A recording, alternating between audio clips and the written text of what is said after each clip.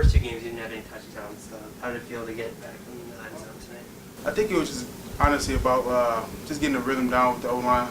It's a new O-line. A lot of the guys just start playing this season. A lot of the guys, some true freshmen out there. Like I said, it's just to get my feet wet out there and see how to pick my poison, and honestly just got to run harder.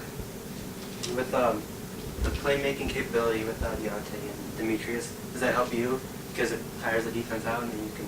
Yeah, I think from an overall standpoint of an offense, I think it help the offense out a lot because it's a change of speed, between all of us. Deontay is a very explosive player from a passing standpoint and a running standpoint. Meach is the same as well. He can do the same thing Deontay does. It does help us out a lot.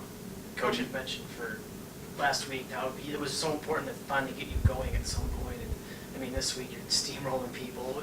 Did you feel any different this week? Was there anything in practice? What did you see on the field? Honestly, it was just about me staying focused. I knew that my mindset had to be at a higher level this week, knowing that the line needed me to do that. I needed to be more focused than usual. So continue on for the rest of the season. I'm going to be at that mindset. I'm going to be better. Talk about the first 2 touchdowns of the game were long passes over the top. It's because they brought the safeties up to about 10 yards from the line of scrimmage because of respect for you, I would assume. How does that make you feel out there to know you have that kind of respect from opposing defenses, then to have the confidence in a quarterback like DJ to be able to execute down the field? Well, it feels good, from an offensive standpoint, because I know me and DJ have plenty of talks, and I tell them all the time, along with DeVries, that there's no way in heck that they should be able to defend the run game and the passing game.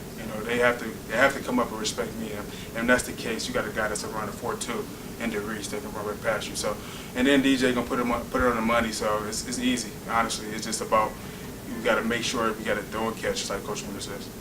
I know it's early in the season, but talk about your guys' as a team response from last week. You lose a heartbreaker on a walk-off field goal on the last play of the game, and then you come out tonight, and honestly, I'm going to say it, you guys dominated the entire game. There wasn't really a point where I thought you guys were in danger of losing the game. Just talk about the way you guys were able to kind of, if I may, circle the wagons and come back tonight with an impressive performance. Yeah, I think like you just said, we came out last week and we took a L. But that team was a really good team. I think it made us better and allowed us to come out this week against Saginaw, who we kind of disliked. We wanted to come out and dominate them, and that's what we did. And we're going to continue to do that.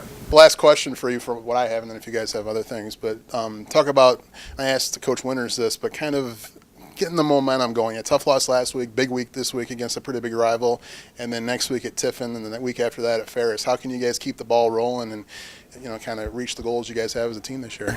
Well, like I just told you beforehand, teams have to pick their poison. From a defensive standpoint, when they go against our offense, that they cannot put, a lot of guys in the box. But if so, like you say, you've seen what happened today when DJ just throw past them, to DeVries, Deontay, Corey, along with the rest of those guys. So they just have to pick their poison, and if they bag up, that's when the big train come out, and I'm ready. So, and that's how it's going to go.